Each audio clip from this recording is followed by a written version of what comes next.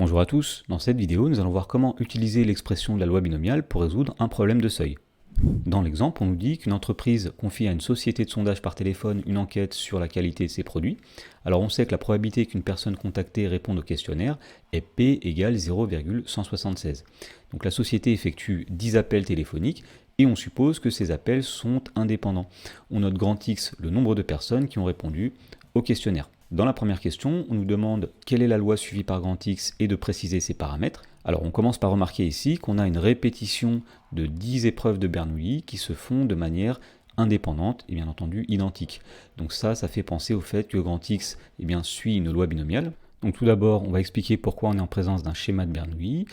C'est parce qu'on répète 10 fois de suite de manière identique et indépendante l'épreuve de Bernoulli qui consiste à appeler une personne et à voir si elle répond au questionnaire avec une probabilité de succès qui est P égale 0,176. Ensuite, on dit que comme grand X compte le nombre de succès, puisque grand X compte le nombre de personnes qui ont répondu au questionnaire, grand X suit une loi binomiale de paramètres n égale 10 et P égale 0,176.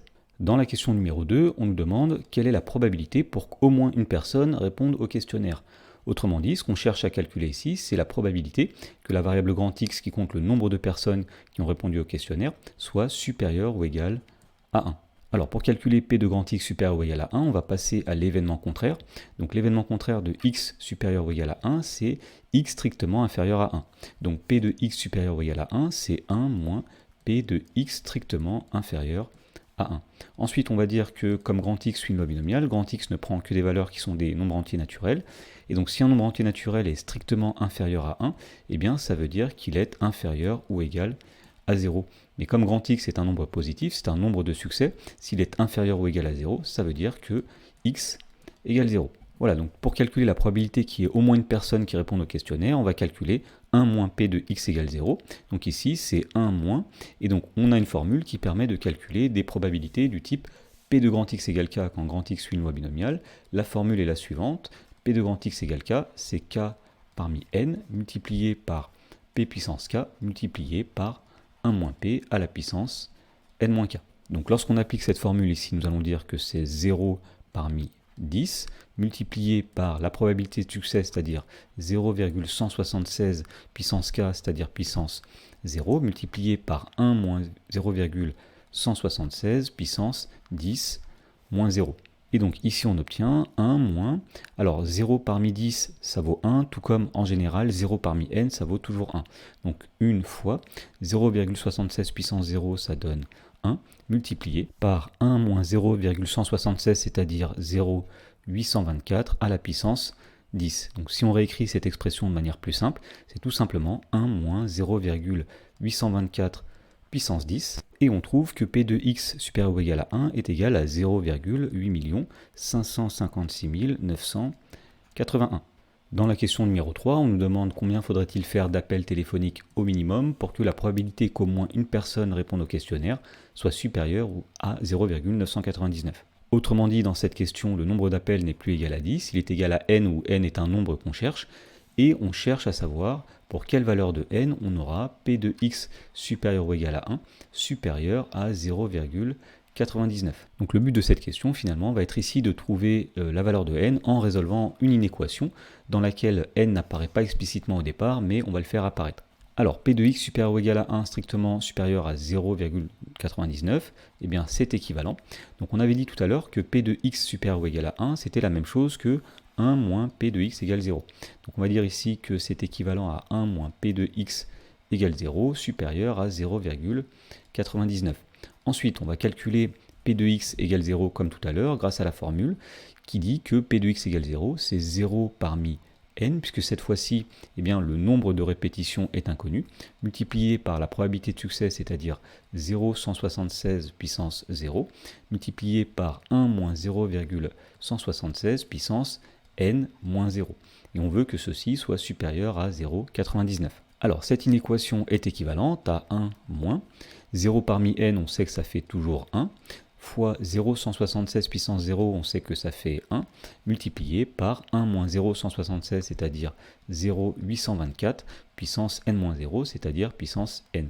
Et on veut que ceci soit plus grand que 0,99. Alors, l'inéquation, si on la réécrit plus simplement, est équivalente à 1 moins, alors 1 fois 1 fois 0,824 puissance n, donc tout simplement 0,824 puissance n, et on veut que ceci soit plus grand que 0,99.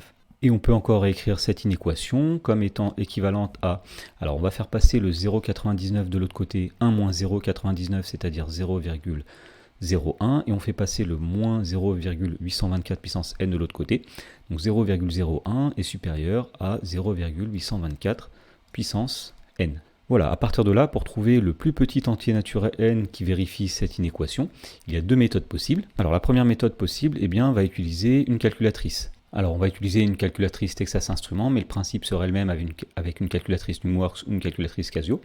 Donc l'idée ici, ça va être de faire un tableau de valeurs. Donc on va tout d'abord saisir une fonction. La fonction, ce sera 0,824 à la puissance x, donc puissance x comme ceci. Ensuite, donc on va définir les paramètres du tableau de valeurs. Donc pour une calculatrice TI, on va dans le mode définition table, donc seconde fenêtre. On va mettre un début de la table à 0, et puisqu'en fait n est un antinaturel, il part de 0 et il se déplace de 1 en 1, donc on met un pas de 1. Une fois que ça c'est fait, on appuie sur seconde graphe pour obtenir le tableau de valeurs, et donc nous avons dans la première colonne n qui va de 0, 1, 2, 3, etc.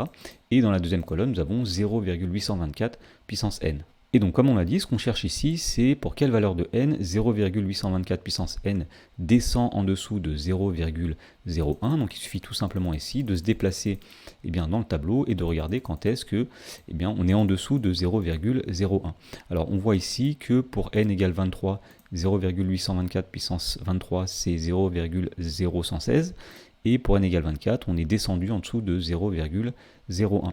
Donc finalement la valeur cherchée ici ce sera n égale 24. Donc on peut dire qu'avec une calculatrice, on trouve qu'il faut faire au minimum 24 appels pour que la probabilité qu'au moins une personne réponde au questionnaire soit supérieure à 0,99. Alors on va voir une deuxième méthode pour retrouver cette valeur de n égale 24, et donc cette méthode va s'appuyer sur la fonction logarithme.